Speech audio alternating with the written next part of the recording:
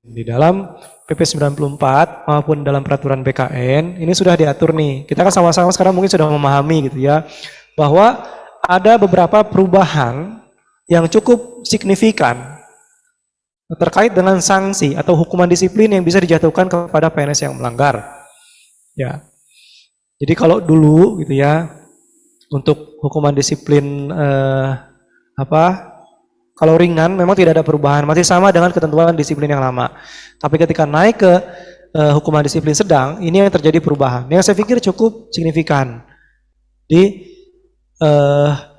kalau dulu jenis hukuman disiplin untuk tingkat sedang, tingkat hukuman disiplin sedang itu menggunakan pendekatan, ini kami mengulang-ulang terus gitu ya supaya teman-teman juga memahami. Dulu menggunakan pendekatan binaan karir, jadi hukumannya berupa tunda kenaikan gaji berkala, tunda kenaikan pangkat, atau turun pangkat setingkat lebih rendah selama setahun gitu ya. Jadi menggunakan pendekatan pembinaan karir. Ternyata dalam pelaksanaannya ini tidak terlalu efektif. Tidak terlalu efektif. Tidak terlalu membuat PNS itu khawatir atau jera. Jadi ya kami sering dengar misalnya informasi yang menyatakan atau yang disampaikan kepada kami gitu misalnya, apa kami nggak takut dihukum disiplin berupa tunda KGB, diturunkan pangkatnya atau ditunda kenaikan pangkatnya gitu kan. Kita coba kita coba selidiki. Maksud ternyata kenapa mereka nggak takut? Karena kembali lagi ke nominal, ke rupiah gitu. Dihukum disiplin berupa tunda KGB, dihukum disiplin berupa tunda kenaikan pangkat, kalau ditarik ke rupiah, ke nominal gitu ya, efeknya itu berapa ratus ribu sih? Paling 200 ribu, 300 ribu gitu kan. Sehingga kemudian sekali lagi PNS katanya nggak khawatir dengan jenis hukuman disiplin tersebut. Sehingga di PP disiplin yang baru, ini jenis hukuman disiplin sedangnya menggunakan pendekatan penghasilan atau kesejahteraan. Ya, makanya ada jenis hukuman disiplin berupa potong tunkin 25% selama 6 bulan. Potong tunkin 25% selama 9 bulan. Potong tunkin 25% selama 12 bulan. Dipotong tunjangan kinerjanya.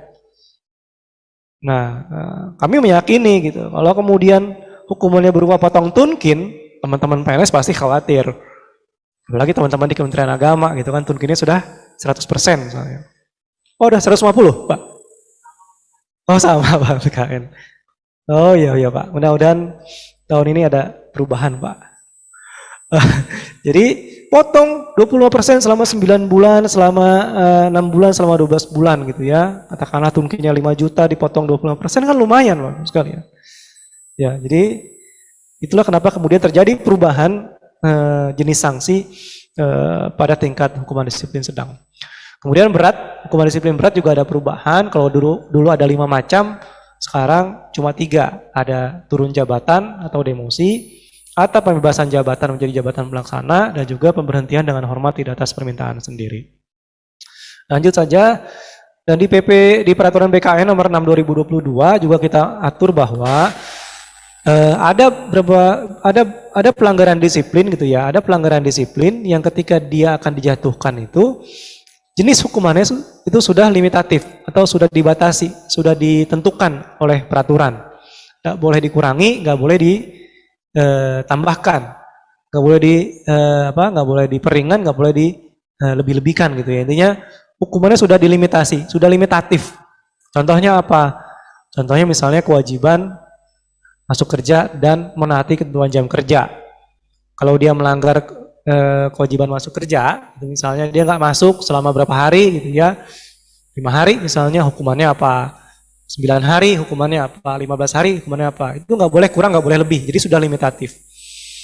Tapi ada juga pelanggaran-pelanggaran disiplin yang ketika dia dilakukan dan kemudian akan dijatuhi hukuman disiplin, ini sifatnya tidak limitatif, tapi melihat terlebih dahulu dampak yang ditimbulkan dari perbuatan yang dia lakukan. Ya, kita kasih contoh misalnya kalau perbuatannya berdampak negatif pada unit kerja, pada level misalnya kalau di Bimas ya pada level seksi misalnya, atau pada level bagian misalnya, atau bidang gitu ya, dampaknya dirasakan pada level itu, maka itu bisa dikategorikan sebagai sebuah dampak pada unit kerja. Hukumannya ringan misalnya. Tapi kalau kemudian dampaknya dirasakan pada level instansi gitu ya, Misalnya ada perbuatan PNS melanggar disiplin, viral gitu ya. Jadi Kementerian Agama ke bawah-bawah nih. Oh, PNS Kemenak jadi begitu ya, ternyata ya baru tahu saya gitu kan misalnya. Nah itu dampaknya dirasakan pada level instansi. Maka kemudian bisa dihukum berat. Kalau kemudian berikutnya naik lagi nih kadar pelanggarannya nih. Tingkatnya atau derajat pelanggarannya ternyata dirasakan pada level pemerintah atau negara. Ya. Misalnya ya adalah perbuatan gitu ya. Ini membuat mencoreng nama baik pemerintah misalnya atau negara dan seterusnya. Maka kemudian bisa dianggap sebagai dampak negatif pada pemerintah atau negara. Bisa berat hukumannya. Jadi itu ada beberapa hal atau ada beberapa hukuman disiplin yang kemudian ketika dia akan dijatuhkan harus melihat terlebih dahulu dampak yang ditimbulkan.